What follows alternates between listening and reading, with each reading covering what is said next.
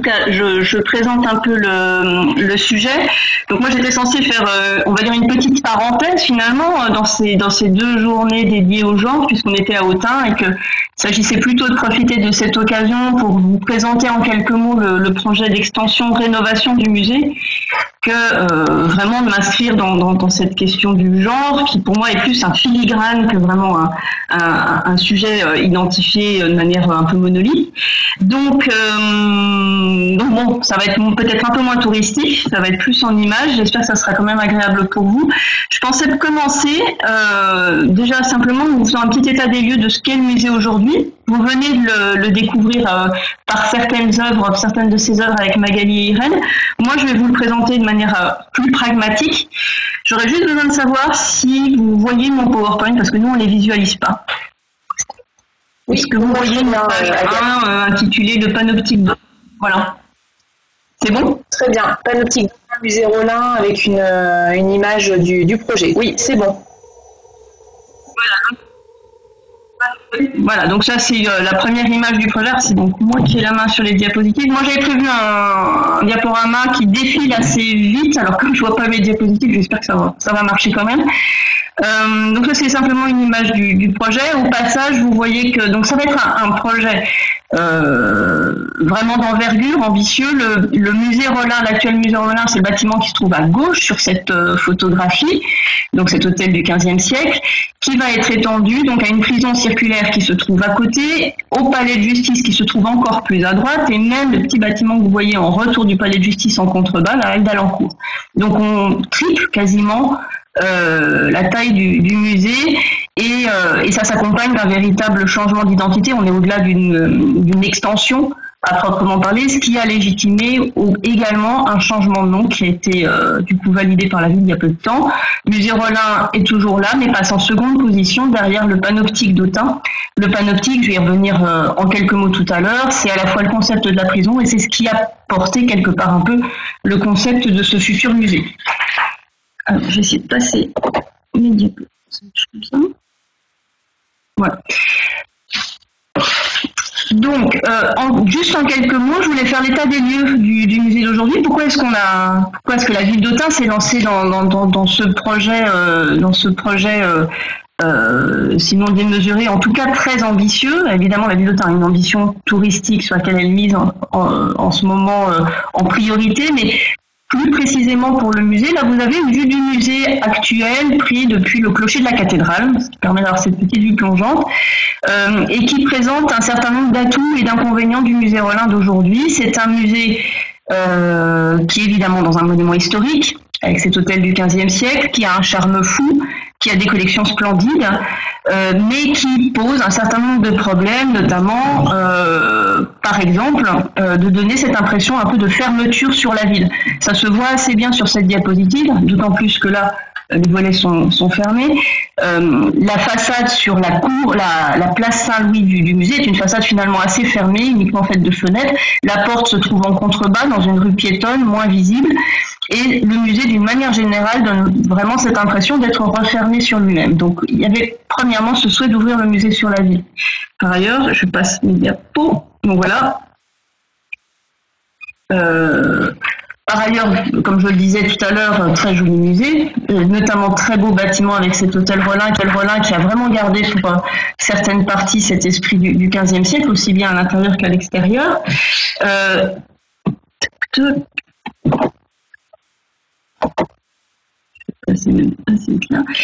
Et parmi les problématiques auxquelles on souhaitait répondre avec ce projet d'extension-rénovation, on va dire de manière très pragmatique, il y avait d'une part cette ouverture sur la ville, d'autre part une véritable problématique d'accessibilité. Là, vous avez quelques vues des salles du musée qui selon les salles, on a une vingtaine de salles d'exposition, reflètent des niveaux de muséographie d'ailleurs assez variables. C'est peut-être aussi ce qui en fait le charme. Dans les salles d'archéologie, on est sur une muséographie qui date du début des années 90. En progressant dans les salles, eh bien, on progresse aussi un peu au gré des investissements des conservateurs successifs et des expositions qui ont eu lieu. Donc là, normalement, nous sommes dans les salles gothiques où se trouvent un certain nombre des chefs-d'œuvre du musée. toujours ces problématiques d'accessibilité. Donc, je peux évidemment pas vous faire une vraie visite, mais c'est un musée qui a un cheminement relativement tortueux, avec des retours en arrière, avec donc pas mal d'escaliers intermédiaires, avec un passage à l'extérieur entre l'époque gallo-romaine et les salles romanes. Donc en termes de parcours, c'est quand même assez complexe. C'est aussi un espace où donc on a des collections qui sont très riches, très importantes et qui forcément sont relativement contraintes dans cet espace-là. Avec cependant, je vais finir avec deux diapos là pour faire ce rapide tour d'horizon du musée. Avec cependant aussi des salles qui ont un certain cachet, notamment les grandes salles peinture 19e. Donc il y a aussi des espaces finalement de niveau, de qualité qui sont très très variables.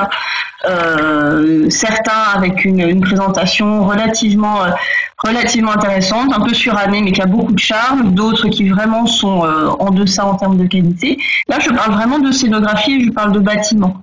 À cela se greffent évidemment des questions de muséographie, de parcours, de compréhension du discours qu'il nous fallait aussi résoudre. Je continue là pour le moment, avant de vous parler vraiment de muséographie, le tour un peu des bâtiments disponibles. Donc là, normalement, vous avez une diapositive qui s'appelle les autres bâtiments. Si jamais c'est pas le cas, surtout n'hésitez pas à vous manifester. Donc les autres bâtiments, donc voilà une autre vue.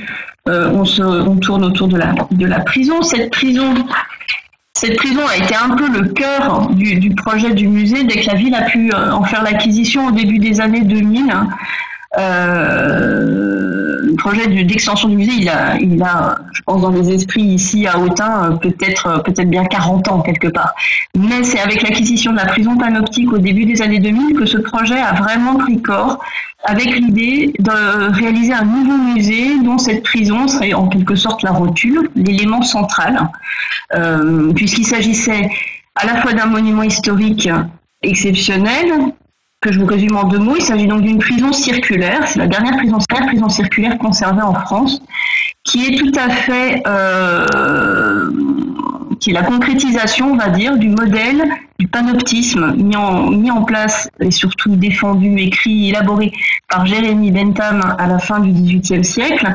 Le panoptisme étant un système qui, en vraiment très très résumé, met en place une architecture permettant à une personne seule au centre d'un bâtiment de surveiller tout ce qui se passe tout autour, à 360 degrés. Donc il avait conçu cette prison, il avait fait un modèle un peu théorique de prison à son époque, c'est pas du tout la prison de Bentham, Bentham s'est contenté de faire un modèle finalement. Il avait fait un modèle théorique de bâtiment circulaire pour permettre à un gardien seul, théoriquement seul, dans une tour centrale, de surveiller toutes les cellules qui se trouvent autour. Et le modèle philosophique, quelque part, va plus loin, puisqu'il induit dans ce fonctionnement que les prisonniers dans leurs cellules, sachant qu'ils sont en permanence potentiellement sous l'œil du gardien, vont d'eux-mêmes se limiter dans leur ou s'amender dans leur comportement. Donc c'est finalement un modèle que Foucault a d'ailleurs dénoncé avec virulence, de surveillance quasiment totale et intégrée, où chacun, ayant complètement intégré l'idée qu'il est en permanence surveillé, va de lui-même agir sur son comportement. Donc, vu sous cet angle-là, c'est effectivement quelque chose qui est très dur et qui a énormément de résonance pour beaucoup de sujets de la société actuelle. Mais ce concept du panoptisme, nous l'avons repris dans le projet muséographique, en gardant cette idée surtout que depuis un point central, on voit tout ce qui se trouve autour et on comprend tout ce qui se trouve autour. Donc c'est aussi bien comprendre tout le paysage qu'il y a autour du musée et de la ville d'Autun que rentrer quelque part dans 2000 ans d'histoire de manière aussi complètement panoptique et circulaire.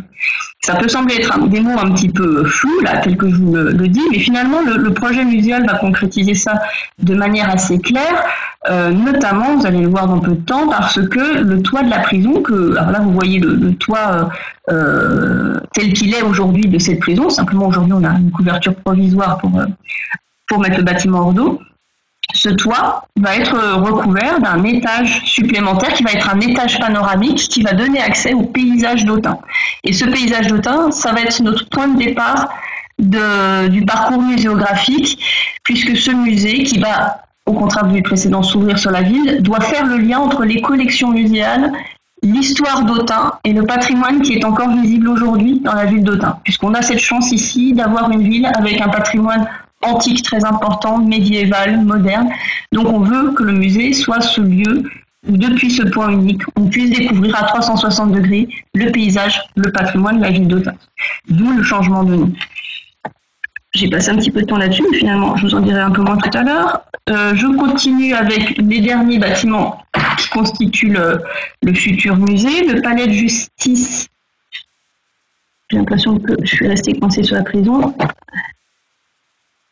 Voilà. Le palais de justice et la halle d'Alencourt qui, pour notre bonheur, eux, ne sont pas classés, donc vont nous permettre de faire un peu plus de travaux. Évidemment, la prison circulaire est également classée au titre des monuments historiques.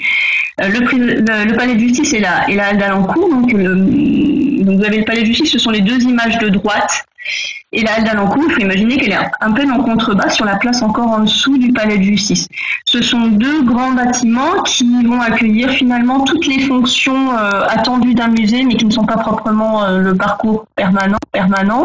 Donc on y aura les expositions temporaires, les ateliers de médiation, le centre de documentation, les espaces de traitement des collections de proximité, les bureaux. Donc, toutes ces fonctions-là seront accueillies par ces deux bâtiments.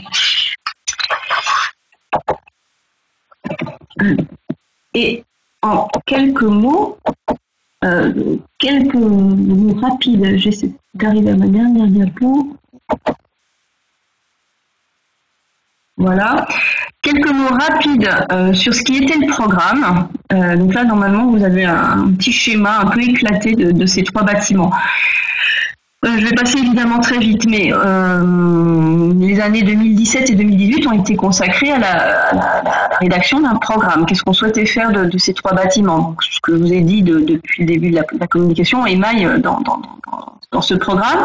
Et surtout, on a construit à partir de ce programme un certain nombre de séquences muséographiques qu'on souhaitait mettre en valeur dans le futur parcours. Une séquence clairement consacrée à la prison pour la prison. C'est un enjeu en soi de transformer une prison en musée. On n'est pas les premiers à le faire, mais bon, il n'y a pas de méthode toute faite. C'est quand même assez compliqué de passer d'un espace qui est fait pour être fermé et cloisonné à un espace de visite. Donc, on souhaitait montrer aussi cette prison pour ce qu'elle est, d'autant plus qu'il s'agit d'une prison, une fois de plus, il n'y en a pas d'autres. Donc, évidemment, on se devait de la présenter. Donc, vous allez voir que ça impacte beaucoup, finalement, le projet muséographique.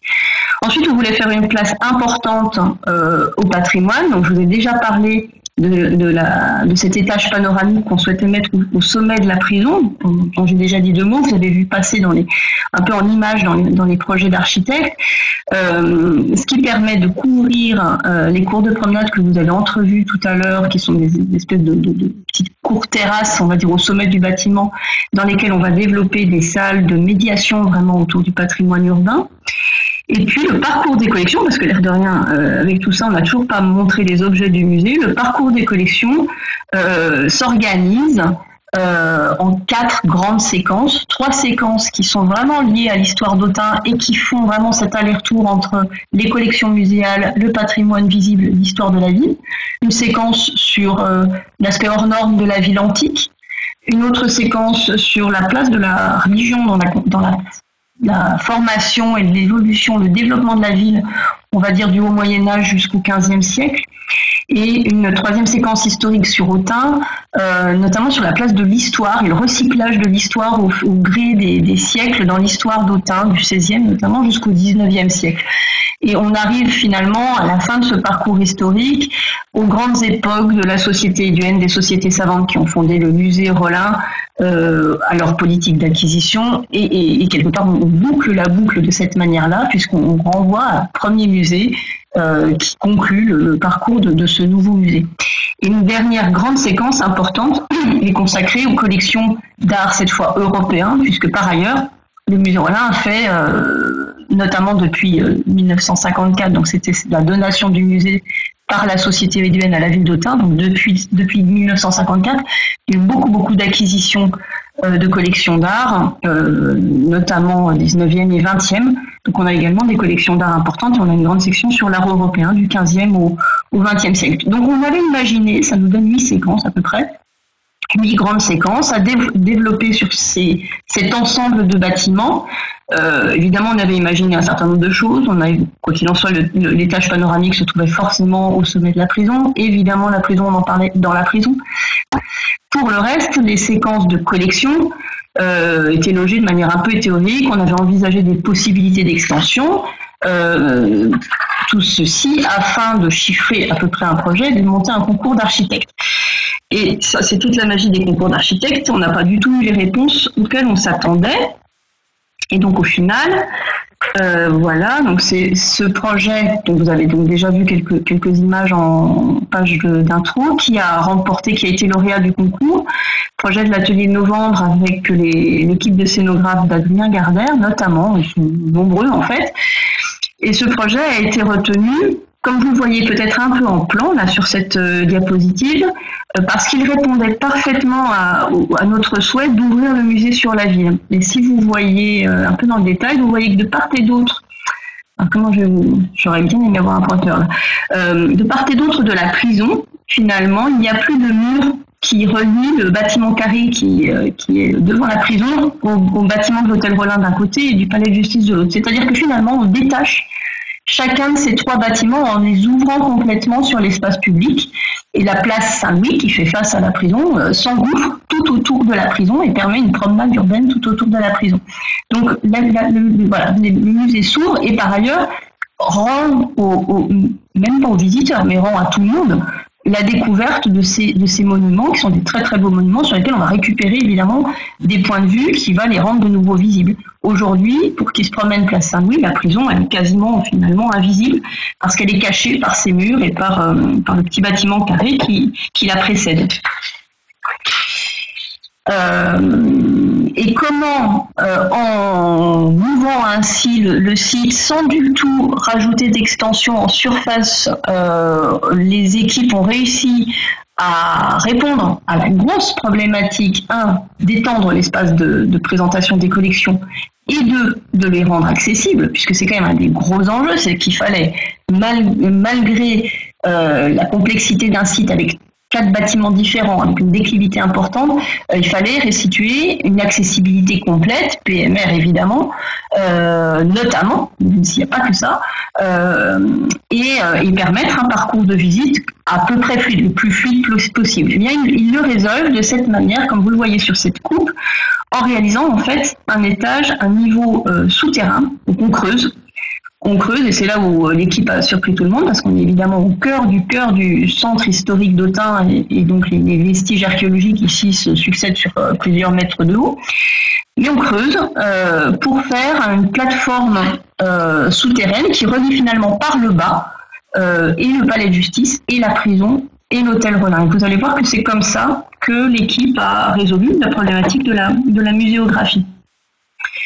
Et voilà à quoi ressemble cet étage souterrain vu en plan qui tourne donc tout autour de la prison. Vous avez tout à droite, je ne sais pas à quel point c'est lisible sur vos écrans, la présentation de la mosaïque de Bellérophon, on va avoir toute la séquence antique sur la droite, et puis ça tourne autour de la prison.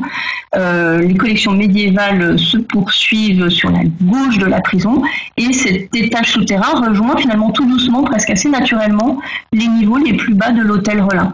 C'est un jeu assez subtil, vraiment, sur la déclivité du terrain naturel d'Autun, parce que la place d'Alencourt, qui se trouve tout à droite de cette diapositive, vous avez des espèces de petits ronds qui symbolisent les arbres, elle se trouve à peu près à la même altitude que la cour du musée Rollin, qui se trouve tout à gauche de la diapositive. Vous avez un autre rond qui symbolise un autre arbre. Et en fait, ces espaces-là sont quasiment à la même altitude. En revanche, entre les deux, ça monte beaucoup, la place est surélevée. Donc, il s'agit de retrouver un niveau bas qui fait qu'on est de plein pied au niveau le plus bas, finalement, de l'hôtel Rollin. J'en ai terminé avec cette présentation très rapide. Je peux rentrer un petit peu, s'il me reste quelques minutes, mais c'est vous qui me dites, dans quelques éléments du projet plus muséographique. Je vous laisse me dire. Alors, vu les commentaires très enthousiastes sur le chat, tout le monde a l'air assez enthousiasmé par ce projet. Je pense que vous pouvez continuer un petit peu. On a encore un peu de temps. Je regarde le programme. Oui, je vous laisse continuer. Hein, si vous avez encore des plans à nous montrer. Mais je peux essayer de tenir, on va dire, 5-6 minutes, vous montrer quelques premières images du parcours muséographique. Et dans ce cas-là, il faudrait me mettre le fichier muséo. Là encore, j'en profite pour vous rappeler que si vous avez des questions ou des remarques, il y en a déjà quelques-unes sur le chat.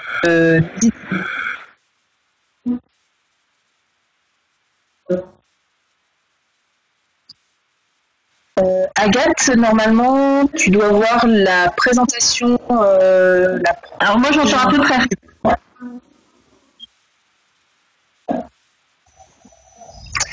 Je ne sais même pas si je coupe la parole à quelqu'un en fait quand je parle. Donc. Le parcours, la première page du diaporama est à l'écran. Alors j'ai entendu la première page du diaporama, je ne sais pas si ça veut dire qu'elle est apparue, mais bon, on va dire que oui. Elle est bien à l'écran. Oui, on la voit, Agathe. On la voit bien. Bon, alors c'est vraiment simplement pour vous donner une toute petite idée, et ça va être un peu théorique, je suis désolée, j'aurais vraiment évidemment infiniment préféré vous le présenter sur place. Vous donner une toute petite idée de ce que sera le parcours du visiteur en fait à venir. Donc les gens vont rentrer par le bâtiment central, le pavillon carré qui précède la prison circulaire. Vous avez, une fois de plus, c'est écrit, mais c'est peut-être petit à vos écrans entrée musée, c'est vraiment le bâtiment central. Donc on rentre par ce bâtiment carré qui va devenir l'accueil du musée. Ce qui explique aussi un changement de nom, puisque là, le centre du musée n'est plus l'hôtel Rollin, mais se trouve finalement au centre sur la prison. C'est là qu'on accueille les visiteurs. Ensuite, on a toute une partie de visite, on va dire hors collection, qui se trouve à l'intérieur de la prison, la tour circulaire de la prison, que vous avez un petit peu ici à l'écran. Là, je vais passer aussi très très vite les diapositives, parce que c'est vraiment pour vous en donner une rapide idée. D'autant que, je vous ai pas dit deux mots du calendrier, mais là nous en sommes à la phase APS, donc la validation, voilà, on est sur la validation de l'APS en ce moment. Les éléments que je vous montre en termes visuels, ils sont encore extrêmement sommaires, donc faut pas non plus trop se focaliser sur la nature des images et encore moins sur les couleurs, etc. Parce qu'en fait on en est plutôt à fixer un peu les contenus que vraiment la forme pour le moment. Le rez-de-chaussée de la prison, je suis à page 2, oui c'est ça, le rez-de-chaussée de la prison. Donc en fait on a pris le parti que quand on se trouve à l'intérieur de la prison, on ne change rien ou le moins possible de l'impression qu'on a aujourd'hui quand on rentre dans cette prison circulaire. Donc on voulait notamment pas investir trop les cellules, pas faire trop d'effets de lumière. En revanche, on va restituer la lumière zénitale qui était à l'origine sur le monument, qui est aujourd'hui perdue puisque la verrière étant cassée, on a justement cette toiture provisoire qui occulte la lumière. Donc on va récupérer une très belle lumière zénitale en restaurant l'oculus central au sommet. Et on voulait garder cet intérieur de la prison panoptique intègre et l'ouvrir au public par le rez-de-chaussée, garder les cellules autant que possible dans leur état d'origine et en incluant simplement des petits éléments d'exposition sur l'histoire de la prison, sur la vie des prisonniers dans cette prison. Elle a fonctionné de 1856 aux années 1950, bon an, mal an, avec des périodes de fermeture, de réouverture. Donc on veut parler de cette histoire-là. Ce qui veut dire aussi qu'on fait des écarts par rapport à l'accessibilité. La prison, en aucun cas, elle a été prévue pour être accessible à nos normes actuelles. Toutes les cellules sont précédées d'une marche, toutes les portes sont trop étroites. Donc ça signifie qu'on adapte aussi beaucoup le parcours par rapport à ces questions d'accessibilité. Depuis ce rez-de-chaussée de la prison, vous devinez à peine, je pense, sur les petits plans que je vous donne, mais on a accès à un ascenseur, donc on a quand même sacrifié 5 cellules en tout pour y installer cage d'escalier, ascenseur et sanitaire. L'ascenseur permet d'accéder du coup au niveau supérieur au panorama. dont je vous donne tout de suite simplement une... Alors ce sont des vues de concours, hein, donc c'est pareil, c'est pas forcément contractuel, mais ça donne quand même une idée de ce niveau panoramique qui va s'ouvrir, donc vraiment dont l'idée est d'ouvrir complètement sur le paysage autunois. On jouxte, on va dire en voisin très très proche la cathédrale, on va être à hauteur quasiment des toitures de la cathédrale, donc évidemment on va avoir un lien intime, hein, presque pas tout à fait organique, mais quand même très très très très très étroit avec la cathédrale, d'où proviennent des éléments majeurs de nos collections. Donc cet aller-retour entre le musée et la cathédrale, il va être très fort. Et tout autour de cet espace circulaire, cette galerie circulaire vitrée, seront installés des pupitres. Il y en aura 3, a priori, des pupitres qui vont permettre de décrypter le paysage et notamment de décrypter les monuments qu'on arrive à voir dans le paysage d'Autun et d'aller interroger ces monuments. Je prends l'exemple du temple dit de Janus, le temple de Janus, qui est un temple gallo-romain. Voilà, on en voit aujourd'hui une tour carrée et on va proposer aux visiteurs d'explorer l'histoire de ce bâtiment qui en fait date de l'époque gauloise, qui a une autre forme avant, qui avait une autre forme quand il était complet, puisque là on a que la partie centrale. Donc il s'agit à la fois de se promener de manière, on va dire, géographique dans le paysage, et aussi historique, de parcourir un peu la forme de ce paysage qui a pu évoluer au cours des 2000 ans de l'histoire. Alors on va pas s'amuser à refaire peut-être toute la ville il y a 2000 ans, mais sur un certain nombre de monuments emblématiques, on va pouvoir quand même proposer ce genre d'exploration, on va dire à la fois géographique et historique. Je poursuis. Donc, les cours du dessous sont elles aussi dédiées à l'interprétation de la ville et des formes du paysage. Et je rentre dans le parcours des collections. Je vais peut-être vous présenter juste 2 secondes le plan avant. Le parcours des collections, donc là normalement vous voyez le plan du musée au niveau du rez-de-chaussée. On revient finalement sur nos pas, là où les visiteurs ont été accueillis au départ. Et donc le parcours des collections, il commence sur la gauche, dans le chemin de ronde de la prison, là où il y a marqué C1 sur les plans. C'est-à-dire ce chemin de ronde qui fait le tour de la prison, qui est assez haut, il est bordé d'un mur qui fait un peu plus de 5 mètres de haut, va être vitré, transformé donc en espace couvert. Et on entame la découverte des collections avec une introduction sur la ville antique et notamment qui met l'accent sur la monumentalité de la ville d'Augusto Dunum. Donc là, encore, je passe relativement vite, ça donne juste des toutes petites évocations de ce que peut donner ce futur parcours. Évidemment, les textes ne sont pas faits pour être lus par vous, ce sont simplement des extraits des cahiers des architectes. On fait évidemment on commence par ça, un rappel du lien entre Bibracte et Augusto Dunum et l'évolution politique et des territoires qui conduit à la fondation de cette cité antique. J'ai l'impression que je reviens en arrière dans mes diapos, donc ça ne me plaît pas beaucoup. J'avance un peu.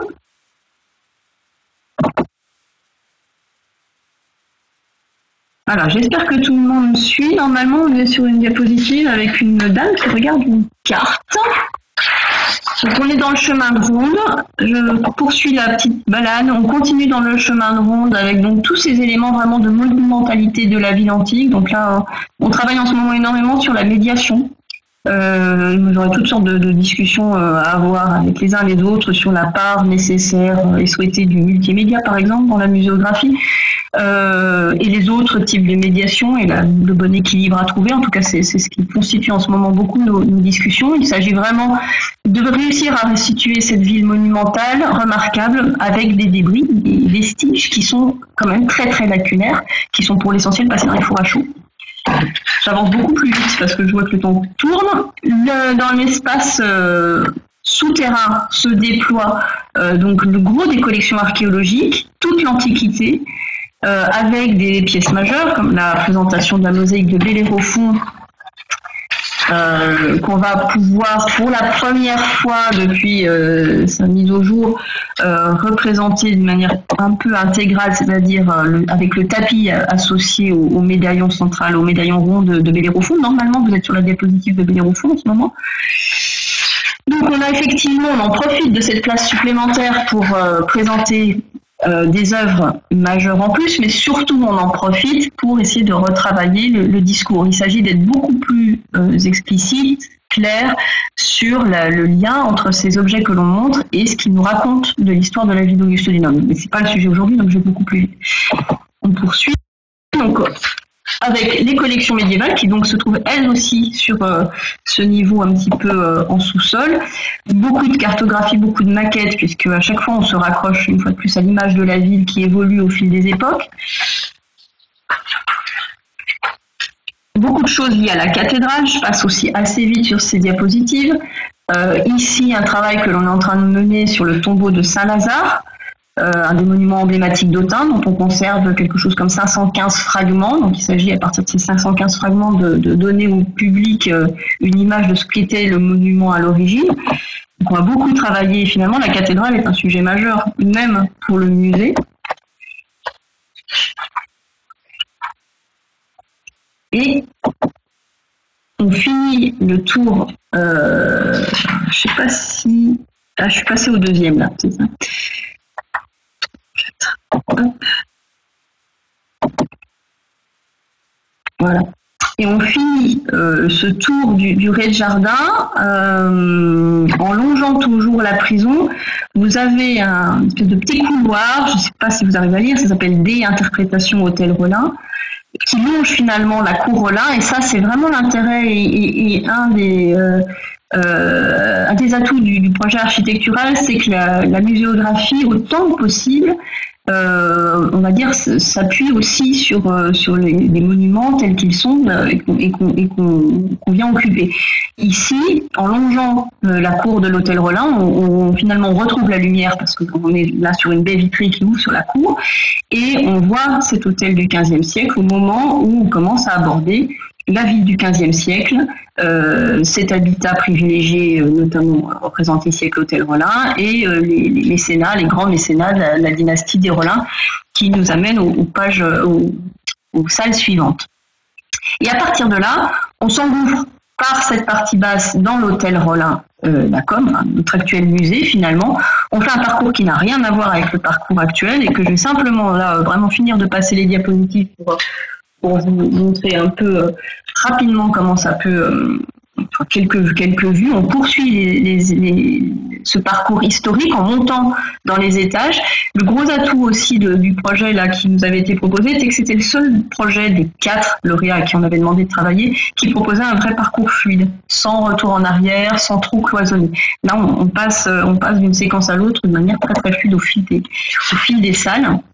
Donc là, on était sur une salle historique et je termine avec les dernières diapositives. Là, on doit être sur l'espace introductif aux collections vraiment beaux-arts. Donc, on a fait vraiment ce choix. On s'arrête dans le parcours historique au XIXe siècle, presque comme un petit regard en arrière. Et puis après, on change d'approche. On aborde vraiment plutôt le parcours de l'art européen par le biais de la personnalité des collectionneurs, des pièces elles-mêmes. On fait énormément parler les œuvres. On va peut-être se rapprocher un peu des visites sensibles aussi dont parlait Irène tout à l'heure. Et ce parcours donc beaux-arts se poursuit. Donc là, je passe les pages de plan. Se poursuit dans les étages supérieurs jusqu'au sommet du musée Rollin. Donc, contrairement à ce qu'on supposait, finalement, le parcours se déploie aussi beaucoup et occupe quasiment l'intégralité de l'actuel musée Rollin. Il est simplement, c'est pas rien, étendu de ce niveau souterrain. Bon, voilà, c'était vraiment extrêmement rapide. J'espère pas trop fouillis, malgré les difficultés à gérer le PowerPoint. Merci Irène, c'était très complet et on a vraiment hâte de voir le résultat final. Donc j'imagine que vous avez un très gros travail sur les collections à mener. En tout cas, pour ce bel aventure qui nous donne vraiment envie. Je prends vraiment 5 minutes pour faire le tour des questions. On vous interroge sur le coup. Oui, non, mais c'est pas grave, je peux m'appeler Irène pour 15 minutes, c'est pas très gênant. Alors, excuse-moi, ça a coupé. Donc, quelques questions donc, sur le coût du projet. Et le calendrier d'ouverture, on nous a demandé un petit peu ce qu'il en était de la durée des travaux, la date d'ouverture, j'imagine les fouilles qui doivent être en cours en ce moment chez vous.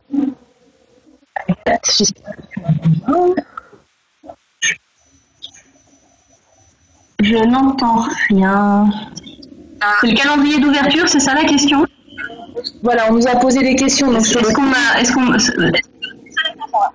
calendrier du projet, c'est ça? Calendrier du projet et coût du projet. On va dire que c'est ça.